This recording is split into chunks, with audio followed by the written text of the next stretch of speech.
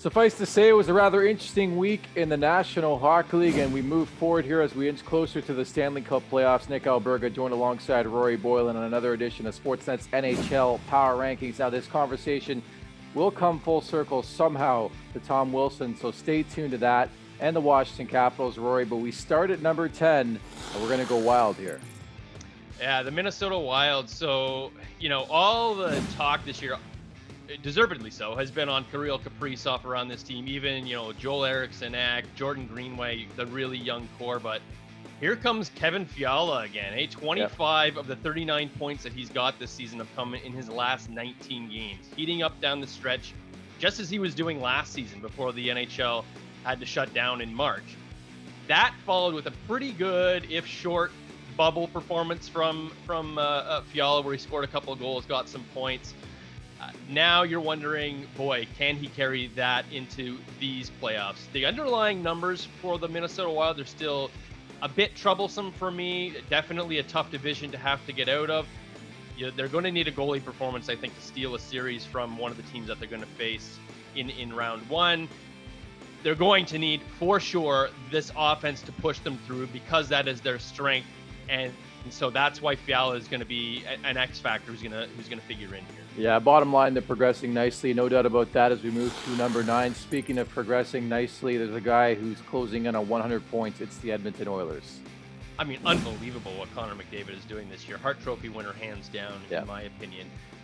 Look, I mean, there's so much to get into with this team. The team defense, I think, has mildly improved. I think, maybe it's a little bit overblown. They're definitely better than they were last year. They've cut back on almost 2 shots against per game from what they were last year. They're ranked 13th in shots against per game over the last 2.5 months. So definitely some improvement. McDavid and Draisaitl, maybe they've improved on that side of things too, but obviously it's their offense that is the headliner.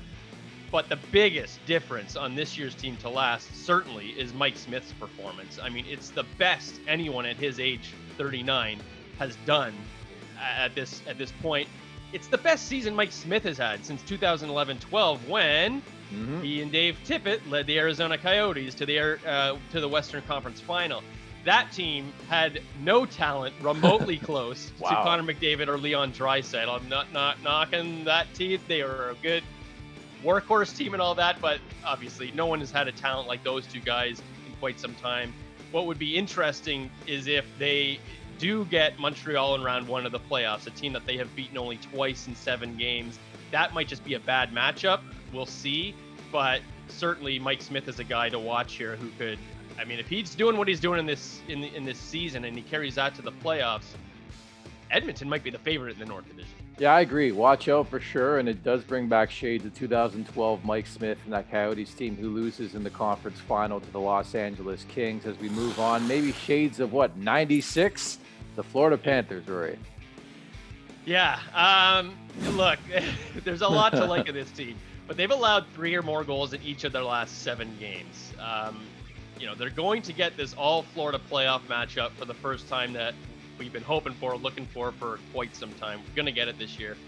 Florida's 3-2-1 against the Tampa Bay Lightning this season, but look, the Lightning are going to get Nikita Kucherov back. They're probably going to get Steven Stamkos back. It's been a great season for Florida, but now you're looking at this and saying, all right, who's their number one, their game 1 starter? I think it's got to be Chris Driedger. But no one's really playing spectacular anymore at this point. I think he's still the best option. I don't think you're going to go to Spencer Knight for game 1. I don't think that's going to be the choice. It's going to be between him and Bobrovsky. And Bobrovsky's just not doing anything that inspires any hope at this point. The only reason you would go with him is because he's the de facto number 1. He's the guy making more money, but I think Driedger is the guy who's playing better.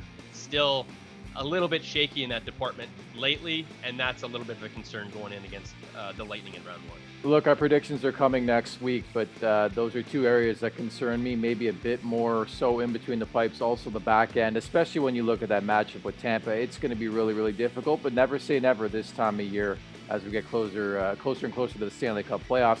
Number 7, a sleeper for sure. We both know this. They have the depth scoring now. It's the Boston Bruins. To me, this is a good team hitting its stride, like peaking at the right time, right? I think they're the second best team in this division right now. Maybe first between them and Pittsburgh. We'll see. The thing that Boston, like, there's no drama in Boston like the Caps have right now with what's going on with Evgeny Kuznetsov. Tom Wilson thing I'm not really worried about. But the Bruins, to your point, they are getting the secondary scoring. That was a weakness for them. Their goaltending is settling in and refining itself, and everything is fine there. They split with the Penguins recently. They handled the Caps the last time they played them a couple weeks ago. They're just peaking at the right time. Look out. This is the Bruins team that we've come to expect at the playoffs. Yeah, pretty much the East Division's exactly how we thought it would play out in terms of dominance. Just don't tell that to the owner of the New York Rangers. Meantime, we move on here. It's the Pittsburgh Penguins. An unbelievable narrative storyline. Jim Rutherford, of course, quits. Burke and Hextall come in, and this team basically hasn't lost since, Rory. 31-11-2 since those guys came to the front office. Now, we're not saying they turned the team around or anything like that, but Jeff okay, Carter, maybe you baby. are. Yeah, Jeff Carter. I'll get to him here in a second. Since that turnaround, that they've been the second best team in the league since those guys entered the front office. Full stop. Sidney Crosby, second in overall scoring in that time. Full stop. 3.66 goals per game ranks number 1 in the league over that stretch. 2.59 GAA is 7th. Like, very well-rounded situation that they've got going here. Everything seems to be breaking right for them. Even Jeff Carter. 8 goals in 13 games, 4 of which came Thursday night. A 4-goal game. Unbelievable. But the 8 goals he scored with the Penguins equals the total that he scored for the Kings the whole season leading up to this point. So if you're going to go into the playoffs and your top 3 centers are Crosby, Malkin, and a Jeff Carter that's like found the fountain of youth or something like that, I mean, that's a pretty enviable position to be in down the middle, which we all know is so important come playoffs, something that every team chases. The Penguins seem to have that right now. Everything they touch turns to gold. I mean, there's just not a lot of weakness here now.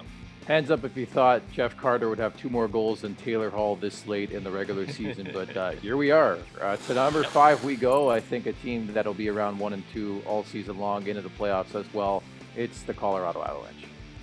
Yeah, it's just a little bit of shakiness here recently. Yeah. I think had more to do with the situation in net than anything. And again, we talked about this last week, but the X factor is going to be Philip Grubauer. He did return to the pipes this week. He allowed 4 goals against the Sharks in one game and 3 in the other. So you still, he's got a little bit of runway here. You'd want to see him put together a couple of really strong starts, get back to the Grubauer we expect. Haven't seen that yet. I think he will. I think he'll get back. I don't have major concern for this team. Their spot in the rankings this week just reflects the little bit of shakiness they've got and the fact that we haven't seen Pete Grubauer yet. And always know how these guys are going to respond once they get back into the lineup after being out as long as he has. So we'll see how they finish their season here, but really no great concerns for this team. Just the fact that they've got the superstar talent that they do up front and the really strong, deep defense that they've got makes them a threat anytime.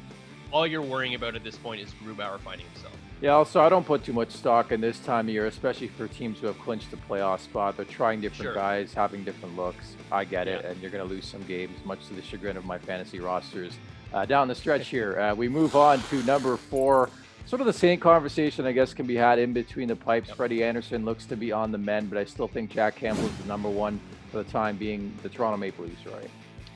Yeah, I mean, what a season. I always feel weird this year about, getting too much into what teams are like, that this is the best Leaf season in history, or that Jack Campbell is putting together an historical season. It's just a weird 56 game only Canada matchups, not going to take away from what Connor McDavid or Austin Matthews or Jack Campbell or anybody is doing, but it puts it in a different lens, right? I think Campbell's got to be the game 1 starter at this point for the Leafs, don't you? I mean, Anderson just comes back. I think looking at the schedule, it seems likely that he returns from his conditioning stint next week and gets a start in one of those last 2 regular season games for the Leafs, and that's when they'll make their decision. But Campbell's been just good enough and getting wins, and that's what it comes down to for so long, and he's been healthy relatively, that he's probably going to be the guy. Anything else, like Austin Matthews, 40 goals, absolutely amazing. This guy would be a Hart Trophy winner in any other normal season with what he's doing. Connor McDavid has been too good. But the fact that this team has made so many positive strides on the defensive end, cutting down on shots, quality shots, goals against, is the biggest takeaway from them this season. And how much they really have improved there isn't going to be fully measured until or if they're able to get out of the North Division and play some of the top teams in the other divisions. But I mean, what else can you ask for this team? They've met every expectation in the regular season. Ultimately, they're always going to be measured by how they do in the playoffs, and it will be a failure if they don't get out of the North. That's exactly it. And the belief is this team is different, but just in the back of the minds of Leafs Nation, this team hasn't won a playoff series in 17 years. As we roll on to a team that's won a bevy of playoff matchups in the last couple of years even, and they won the Cup last year. It's the Tampa Bay Lightning at number 3, Roy.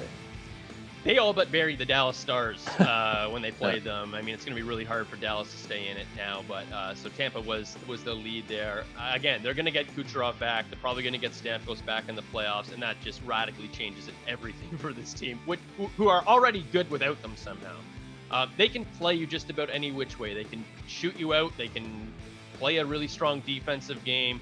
They're no stranger to like tough roads out of the early rounds, playing out of where they do. But I will say that Florida may present a bigger challenge in round one than either Columbus or New Jersey have, who are the teams Tampa Bay has played in the last 3 years in the playoffs. So there is that. But who's doubting the Lightning? They're 4-3-1 against the Canes, 3-3 against the Panthers this season without being fully healthy.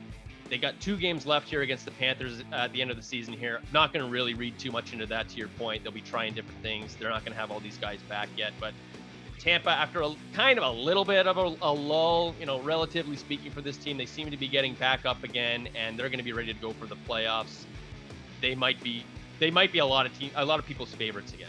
Yeah, they got another gear, and we think they're going to get there. But again, don't sleep on anybody this time of year, that's for sure. As we roll on to just a continuous sleeper since they've entered the NHL, the Vegas Golden Knights at number 2, Roy. What else can we say about the Vegas Golden Knights? I mean, good. They're just a really high event, good team. I mean, lots of high-end talent everywhere. They've got the scoring. They've got 2 number 1 goalies. They're 4-1-1 against the St. Louis Blues this season, who it seems is going to be their round 1 opponent. But let me tell you, the Blues have been a different team here for the last couple of weeks. And there are a pair of games between Vegas and St. Louis on Friday and Saturday night that it's just going to be interesting. Again, I don't know how much you're going to, take away from any of that this late in the season. St. Louis technically is still playing for something. They're not mathematically clinched yet, but they will be soon. So there is only that. You wonder if St. Louis is just going to be a tough matchup because they are peaking at the right moment. But at the same time, Vegas is also peaking. It's not like they're getting into a valley here or anything like that. The interesting choice is going to be who's going to be their game 1 starter how that goalie dynamic plays out. I mean, it was so dramatic for them last year in the playoffs, but it is a strength. You can feel good about whoever you're putting in there, and you just hope it doesn't distract, but there's no reason to doubt the Vegas Golden Knights. Yeah, I was wondering if Alan Walsh had the same sort of editor as the Capitals Twitter account for the piece they put out this past week. As we move to number 1, I like where you went here because it's sort of off the board, and you talk about under the radar, underrated teams. You can't look past what Rod Brind'Amour and the Canes have been doing this season, Roy. I mean, it looks like they're going to win the President's Trophy, right? Yeah. And they look like they have met every challenge and filled every need that they had this season. Goaltending as a weakness is no more. It's depth. It's a strength. When first place in this division was still up for grabs last month, they went 2-0-2 against Tampa and Florida to seal it. They scored 14 times against them in those 4 games, so they had a high offense going there. And then they've gotten all the wins and the points that they've sort of needed against the weaker teams they faced since that. They're 13-2-5 since April started. Their last regulation loss was April 12th against Detroit. They have the lowest GAA in the league in that span at 2.05. They're 3rd in that stat on the season. So a lot of goals, not a lot of goals against, peaking at the right time here. I mean, how are they not number 1, honestly? They've done everything that you can ask. There's no weakness on this team. I think the best second round matchup in this division is going to be Carolina and Tampa. That would be an awesome series to watch. And even though I'm a Florida Panthers fan to some degree, I want to see that playoff series between Carolina and Tampa Bay. Yeah, you heard that correctly. Rory Boylan is a Florida Panthers fan. Wicked. Disappointingly, you left 2 teams I would just throw on this list just to cause a stir. Number 1, the Vancouver Canucks. Are they still making the playoffs? No, they're not. And the New York Rangers, the center of every conversation this week. But that leads me, and I talk coming full circle off the top. How are the Washington Capitals not in your top 10? I think this team is a bona fide contender for the Stanley Cup, Roy. Honestly, like, I got down to the end of this list, and it became between Edmonton, Minnesota, and Washington. And Edmonton had to be on this list for me this week because they've been doing so well, and you know, all the improvements that they've made. So it was between Minnesota and Washington. And again, like, Minnesota's just been playing so well recently without any of the drama. They've played really well against the top teams in their division. They played really well against Vegas recently, especially. Where Washington has, like, they had that good stretch against the New York Islanders a couple weeks ago, but that's a team that's been struggling for a while. They've lost recently a couple times to the Penguins. They lost their last matchup to the Bruins. So that ultimately, to me, was the deciding factor. Minnesota's played better against the top teams in their division than Washington has recently, which is why Washington gets slid off the top 10, but definitely number 11 in the rankings. We love drama in the NHL world. There's no doubt about that. This is the penultimate show of the season. Next week, we'll look at some predictions, but I think all in all, pretty decent season in terms of your rankings, Rory. Well done. Thank you, sir. We'll do it again next year, maybe. Yes, you never know. That's Rory Boylan. I'm Nick Alberga. This has been another edition of Sportsnet's NHL Power Rankings.